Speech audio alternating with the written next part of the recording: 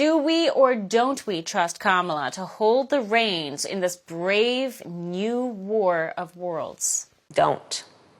Joining us now for reaction is the host of Blaze TV's Prime Time with Alex Stein. Alex, what say you to this one-worded foreign policy strategy they have? Well, you made a lot of great points in your monologue, and I think the best point was that if Donald Trump was the president right now, Iran would be very scared in attacking Israel. But sadly, when it comes to who's in charge, it's not Donald Trump. And what scares me the most is that Iran is very possibly could assassinate Donald Trump because he is their biggest threat. So, him being Donald Trump, I say him being the only threat to Iran makes me very worried for Donald Trump's safety. So with all that being said, I'm just very worried. And you said it best. We already are in World War III. You consider what's happening in Ukraine and Russia, and now we see Iran attacking Israel. World War III has already started, and our feckless leaders, Joe Biden and Kamala Harris, saying don't. It makes us look weak and pathetic, and that's why the Middle East is taking advantage of us right now.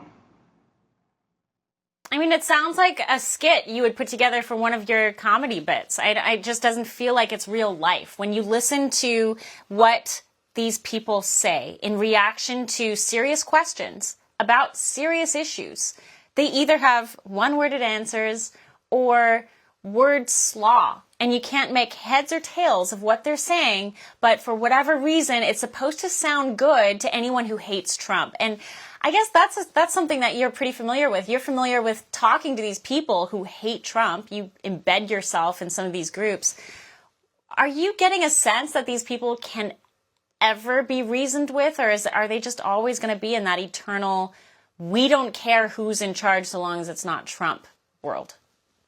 Well, people are always going to be anti-Trump, but even you look at the vice president pick, Tim Walz is not very talented to me. And you had Shapiro, a guy in a state, Pennsylvania, that is basically going to decide the entire 2024 election. And they didn't choose him because he's Jewish, because, he has alliances to Israel. So that's how much they hate Israel.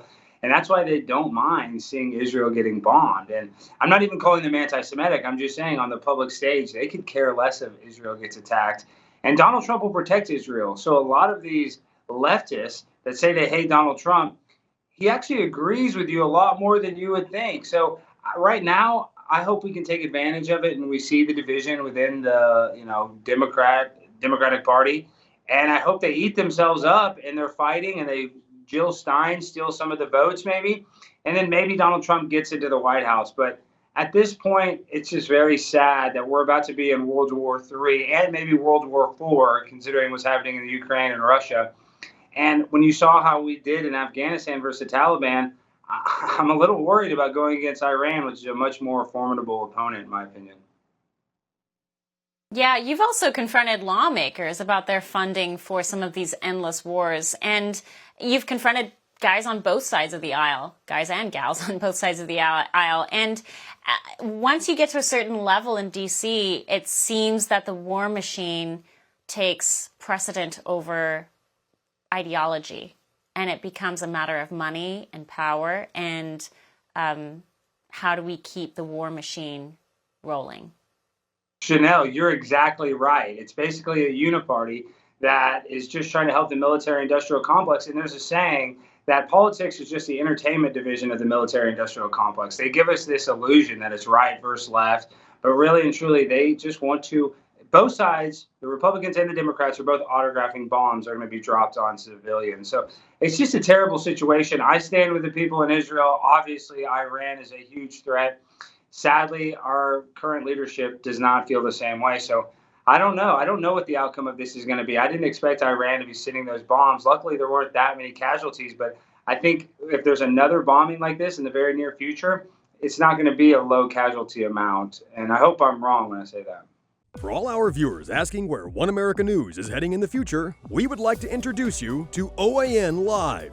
OAN Live is the best way to stay up to date on all of the hard-hitting, straight-shooting, national and international headlines. And the best part is, OAN Live is only $4.99 per month. All the credible, honest, unbiased reporting One America News offers at a fraction of the cost of cable. Just go to OANN.com to easily sign up for OAN Live and stay informed.